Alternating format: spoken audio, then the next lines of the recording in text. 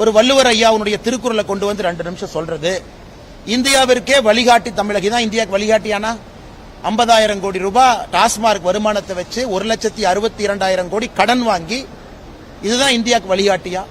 அதனால எந்த அர்த்தத்துல அங்கே நிதியமைச்சர் அவர்கள் பட்ஜெட்டை போட்டு அவர்களாகவே சட்டமன்றத்துக்குள்ள முதலமைச்சரை புகழ்ந்து கொண்டிருக்கின்றார்கள் என்று தெரியல.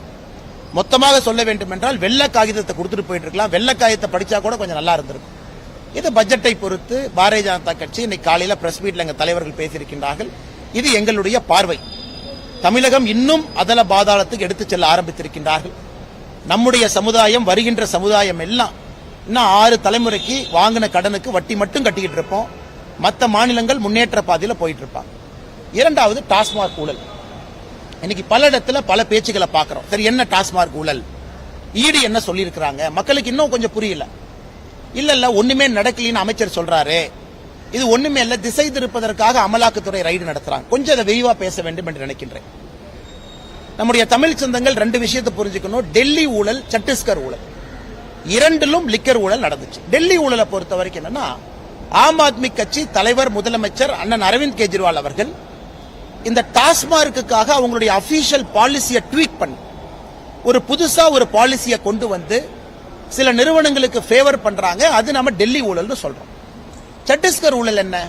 தமிழ்நாட்டில் நம்ம டாஸ்மாக் இந்த அமைப்பு வச்சிருக்கிற மாதிரி சத்தீஸ்கர்ல Chhattisgarh state marketing corporation limited அப்படின்னு அவங்க வச்சிருக்காங்க.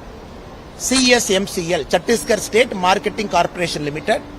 அது சத்தீஸ்கர் மாநிலத்துக்குள்ள காங்கிரஸ் ஆட்சியில் இருந்த பொழுது அவங்க அங்க உருவாகக்கூடிய சாராய லிக்கரை மார்க்கெட் பண்ணி மக்கள்கிட்ட கொண்டு போறாங்க. நம்ம தமிழ்நாட்டில் இருக்கக்கூடிய டாஸ்மாக் எடுக்கும் பொழுது இதுல 3 விஷயத்தை பார்க்கணும். ஒன்று, டாஸ்மாக் நிறுவனம் 5000 ரீட்டைல் அவுட்லெட் இருக்கு, எலிட் பார்ஸ் இருக்கு, FL2 லைசன்ஸ் சென்டர் இருக்கு, வேற இடத்துக்கு அவங்க கொடுக்கக்கூடிய டெம்பரரி லைசன்ஸ். இது ஒரு பகுதி. இரண்டாவது பகுதி இந்த சாராயத்தை உருவாக்கக்கூடிய நிறுவனங்கள், அவங்க இரண்டாவது பகுதி. மூன்றாவது பாட்டிலிங் கம்பெனி, அவங்க பாட்டில் அடைச்சு அதுக்கு ஒரு ஹாலோகிராம் ஸ்டிக்கரை போட்டு ஒட்டி அதை டாஸ்மாக் நிறுவனத்தினுடைய கண்காணிப்புல ரீட்டைல் அவுட்லெட் கொண்டு வராங்க. 3 நிறுவனங்கள். தமிழ்நாட்டில் அமலாக்கத்துறையினுடைய செய்தி குறிப்பு எதற்கு 1000 கோடி ரூபாய்க்கு மேல இதுல கிக் பேக்னு சொல்றாங்க. இதுல தமிழ்நாட்டினுடைய எம்ப்ளாயி ஃபெடரேஷன், அதாவது தமிழ்நாட்டில் இருக்கக்கூடிய 5000 டாஸ்மாக் எம்ப்ளாயி ஃபெடரேஷன் ஒரு பக்கம் சொல்றாங்க 40% டாஸ்மாக்ல இருந்து விற்கப்படக்கூடிய சாராயம் அது முறையாக வரக்கூடிய பாதையில வரல, அது அவுட் ஆஃப் சிஸ்டத்துல வருது. அதாவது நீங்க 100 குவாண்டிட்டி, ஒரு 100 லிட்டர் விற்கிறீங்கன்னா 60 லிட்டர் மட்டும்தான் முறைப்படுத்தப்பட்ட முறையில வருது, 40 லிட்டர் சிஸ்டத்துக்கு வெளியே வருது. இன்னைக்கு நம்ம பேசுவது எல்லாமே சிஸ்டத்துக்கு வெளியே, சிஸ்டத்துக்கு உள்ள 2 ஊழலை சேர்த்து பேசணும். ஈடியை பொறுத்த வரைக்கும் எதுக்கு ரைடு பண்ணாங்க? ஈடி எதுக்கு ரைடு பண்றாங்கன்னா, மாநில அரசினுடைய லஞ்ச ஒழிப்புத்துறை டாஸ்மாக் சம்பந்தமாக பல விதமான FIR போட்டிருக்காங்க. அந்த FIR 3 ரகமா பிரிக்கலாம். முதல் ரகம் வந்து ஒரு டாஸ்மாக் ரீட்டைல் அவுட்லெட்ல ஒரு குவார்டர் பாட்டிலுக்கு 10 ரூபாயில இருந்து 30 ரூபாய் அதிகமா வாங்குறாங்கன்னு கம்ப்ளைண்ட் கொடுத்து ஒரு FIR. இது ஒரு செட். இரண்டாவது செட், டாஸ்மாக் அதிகாரிகள் எந்த ஆலயத்துக்கு கான்ட்ராக்ட் கொடுக்கணும், யாருகிட்ட பியர் பாட்டில் வாங்கணும், யாருகிட்ட லிக்கர் வாங்கணும், யாருகிட்ட இந்தியன் மேட் ஃபாரின் ஸ்பிரிட் வாங்கணும் அப்படிங்கறத டாஸ்மாக் அதிகாரிகள் பின்னாடி இருக்கக்கூடிய சாராய ஆலைகிட்ட பேசி ஒரு கிக் பேக் சிஸ்டத்துல வாங்குறது இரண்டாவது FIR. மூன்றாவது FIR, டாஸ்மாக் அதிகாரிகள் ரீட்டைல் அவுட்ல இருக்கிறவங்க டிரான்ஸ்பர் பண்ற பாலிசியில அவங்க பணம் வாங்கி டிரான்ஸ்பர் பண்றாங்க. இந்த 3 FIR தான் 3 கேட்டகரி. ஈடி அவங்க 3 FIR கையில் எடுத்து, தமிழ்நாடு அரசு லஞ்ச ஒழிப்புத்துறை போட்ட 3 FIR ஈடி கையில் எடுத்து அதுக்கு ECIR பதிவு பண்ணுவாங்க. அதாவது ஸ்டேட் போலீஸ் நாம் பதிவு பண்ணும்போது FIR சொல்றோம், ஈடி வரும்போது ECIR ஃபைல் பண்ணி உள்ள வர்றாங்க. இதை வச்சு சோதனையை பண்றாங்க. சோதனை எங்க பண்றாங்க? தமிழ்நாட்டினுடைய சாராய ஆலைகள் அவங்ககிட்ட சோதனை பண்றாங்க. அக்காடு டிஸ்டிலரியில இருந்து 4-5 டிஸ்டிலரி சோதனை. அமைச்சர் செந்தில் பாலாஜியினுடைய பினாமிகள் கரூர்ல ஒரு 5 இடத்துல பண்றாங்க. டாஸ்மார்க்கினுடைய தலைமை அலுவலகம் குடோன் இங்கெல்லாம் பண்றாங்க. 3 இடம். 3 இடத்துல பண்ணிட்டு 3 விதமான இடத்துல பண்ணிட்டு 5 நாள் சோதனைக்கு பிறகு நமக்கு ஒரு செய்தி குறிப்பு மூலமா தெரிவிக்கிறாங்க, என்ன நடந்திருக்குன்னு தெரிவிக்கிறாங்க. முதல்ல அவங்க சொல்லி இருப்பது டாஸ்மார்க்கினுடைய டிரான்ஸ்போர்ட் ஊழல். 100 கோடி ரூபாய்க்கு வேலை முறையில்லாம யாரெல்லாம் இந்த பாட்டில எந்த வண்டி எடுத்துட்டு போவோம், யாரு பண்ணுவாங்க, அதுல 100 கோடி ரூபாய்க்கு மேல இதுல முறைகேடு நடந்திருக்கு ஒரு பார்ட். இரண்டாவது டாஸ்மார்க் ஆலை.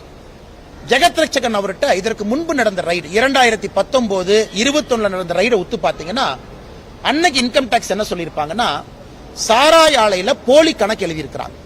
அதாவது இவங்களாகவே ஒரு 100 ரூபாய்க்கு ஒரு பொருள் வாங்குறாங்கன்னா அந்த பொருளை 150 பில் எழுதுறாங்க. 50 ரூபாய் போலி கணக்குல வெளியே அந்த பணத்தை எடுத்து வெளியே கொண்டு வந்துடுறாங்க.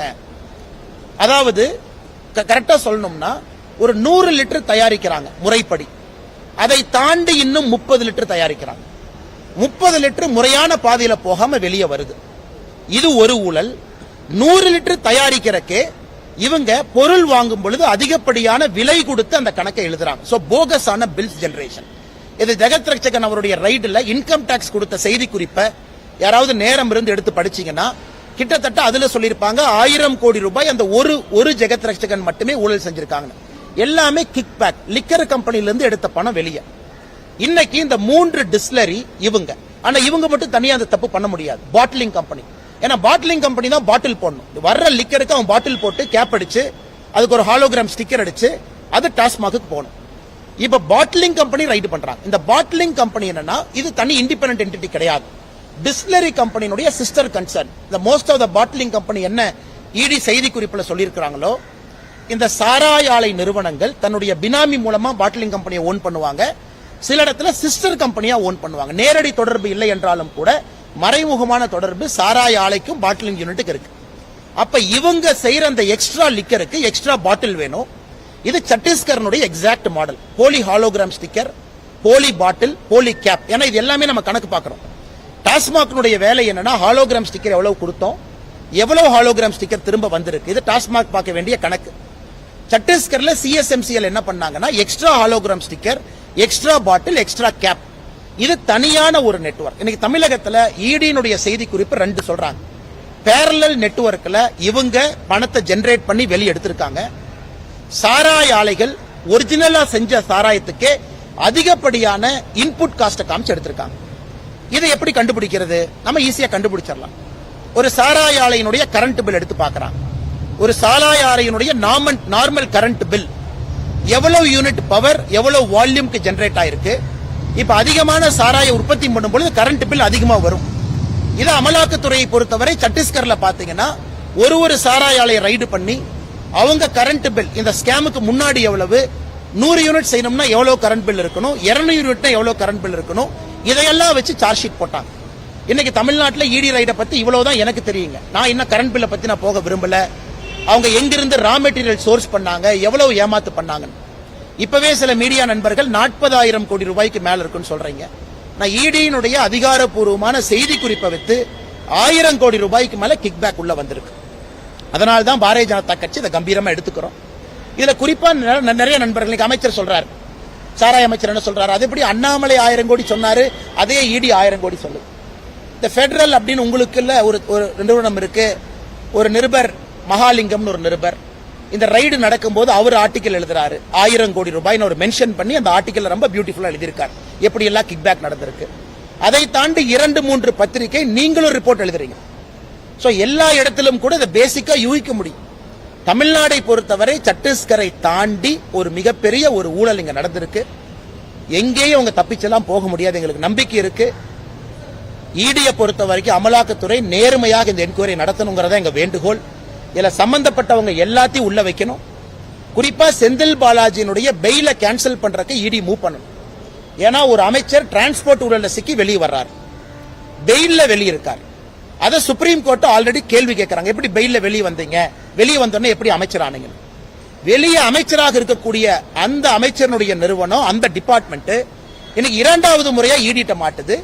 ஈடிக்கு அதனால ஈடி தான் மூவ் பண்ணணும். அமலாக்கத்துறை மத்திய அரசு நேரடி சம்பந்தம் இல்லாத ஒரு டிடெக்டிவ் புலனாய்வு ஏஜென்சி, இன்வெஸ்டிகேஷன் ஏஜென்சியா இருந்தாலும் அவங்க இன்னைக்கு செந்தில் பாலாஜியினுடைய பெயில் கேன்சலேஷனுக்கு போகணும். காரணம் இது கேலிக்கூத்து, ஜனநாயக கேலிக்கூத்து. ஜெயில 1.5 வருஷம் இருந்து அமைச்சர் பதவி அப்படியே வச்சிருந்து வெளியே வந்து மறுபடியும் பதவியை தூக்கி கொடுத்து இன்னைக்கு 1000 கோடி ரூபாய்க்கு மேல ஊழல் நடக்குதுன்னா ஜனநாயகத்தில் மக்கள் அதை பார்த்து கொண்டு சும்மா இருந்தா பத்திரிகையாளரும் உங்க வேலையை சரியா சரின்னு அர்த்தம், அரசியல்வாதிகள் நானும் என் வேலையை சரியா சரின்னு அர்த்தம். அதனாலதான் நம்ம எல்லோரும் இணைந்து கேள்வி கேட்க வேண்டிய கட்டாயம் நமக்கு இருக்கு.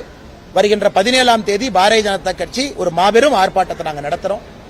இந்த ஆர்ப்பாட்டம் சென்னையில முடிந்த பிறகு தமிழகத்தினுடைய 5000 டாஸ்மாக் கடைகளையும் முற்றுகை ஆர்ப்பாட்டம் நடக்கும் ஒரு வாரம் கழிச்சு.